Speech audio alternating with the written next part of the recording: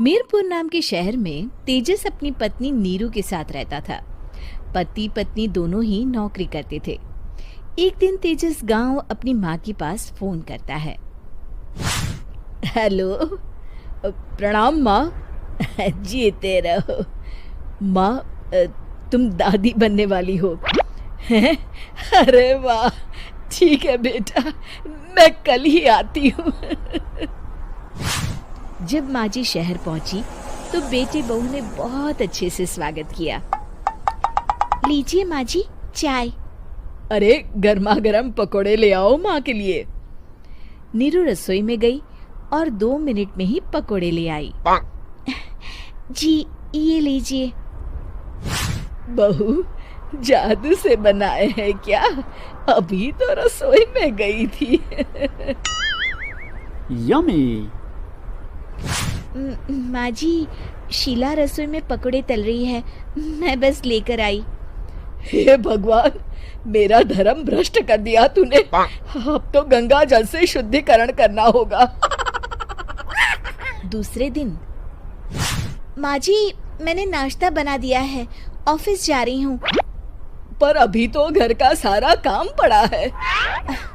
शीला आती ही होगी, झाड़ू पोछा बर्तन कपड़े वो सब कर लेगी। हमारे जमाने में घर का सारा काम हम ही करते थे। जी माँ जी, आप बहुत होशियार हैं, मैं घर ऑफिस दोनों नहीं संभाल पाती। तो जरूरत क्या है घर से बाहर जाकर चाकरी करने की? वैसे भी घर का काम खुद करने से घर में बरकत आती है, समझी? पर माँ जी। पर वर कुछ नहीं, इस महीने की पगार मिले फिर ऑफिस बंद है। हाँ। रात को नीरू तेजस से कहती है, सुनिए जी, माँ जी बोल रही थी कि मैं नौकरी छोड़ दूं। वैसे ठीक ही तो है, अभी तुम्हें आराम की जरूरत है। फिर भी आराम कहाँ, शीला को छुड़ाने के लिए बोल रही थी। तो अब 24 घंटे में इतना काम तो कर ही सकती हो। पर जॉब पसंद है मुझे, घर पर मन नहीं लगेगा। अगले दिन जब दोनों ऑफिस के लिए निकल रहे थे, मेरी तो कोई कीमत ही नहीं है इस घर में।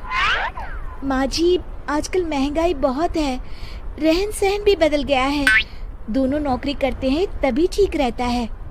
अच्छा, तू कहना क्या चाहती है?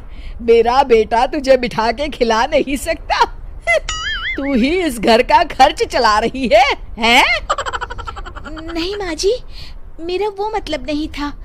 मतलब खूब समझती हूँ, ये बाल धूप में सफेद नहीं किए मैंने। हाँ। अब तो ये रोज का काम हो गया था। तेजस भी रोज की झिकझिक से परेशान हो गया था। एक दिन उसने कहा, नीरू, वैसे भी तुम्हें मैटरनिटी लीव मिलने वाली है, तो अभी से ही छुट्टी ले लो। पर क्या, मेरी सैलरी अच्छी खासी है। आखिर नीरू ने रिजाइन कर दिया। जब बच्चा हुआ तो घर में सब बहुत खुश हुए। कुछ दिनों बाद तेजस फाइल देख रहा था। क्या हुआ तेजस, कुछ परेशान लग रहे हो? हाँ, वो हमारी जितनी सेविंग्स थी वो तो हॉस्पिटल में और छठी के फंक्शन में खत्म हो गई है नीरू। और अभी वैसे मंदी चल रही है तो मैं बोल रही थी कल मुन्ना को हेपेटाइटिस का टीका लगवाना है।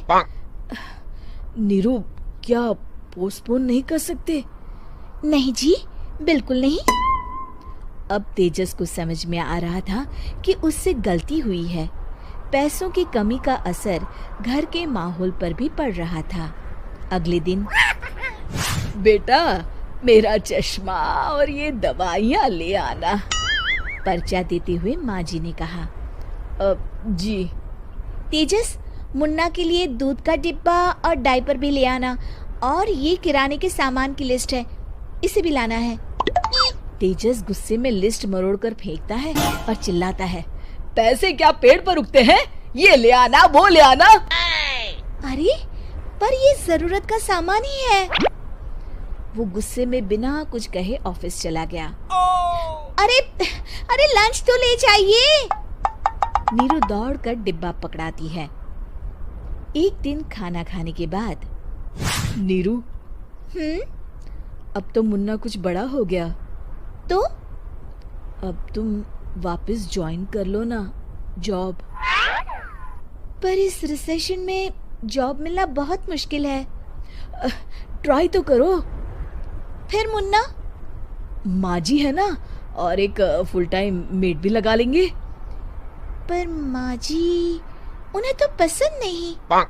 तभी माँ जी वहाँ आ जाती है और प्यार से नीरू के सर पर हाथ फेरते हुए बोलती है, अब मेरी समझ में आ गया बहू, पहले के और अब के समय में अंतर है। तुम काम शुरू करो, मुन्ना की जिम्मेदारी मेरी। मेरी प्यारी माँ जी, ये कहकर नीरू उनके गले लग गई। शिक्षा, परिवर्तन संसार का नियम है, हमें भी समय के साथ चलना चाहिए। उम्मीद है कि आपको हमारी ये कहानी पसंद आई होगी। कृपया हमारे चैनल को सब्सक्राइब करें और सभी अपडेट्स के लिए बेल आइकन जरूर क्लिक करें। और हाँ, वीडियो लाइक और शेयर करना मत भूलिएगा। Bye bye.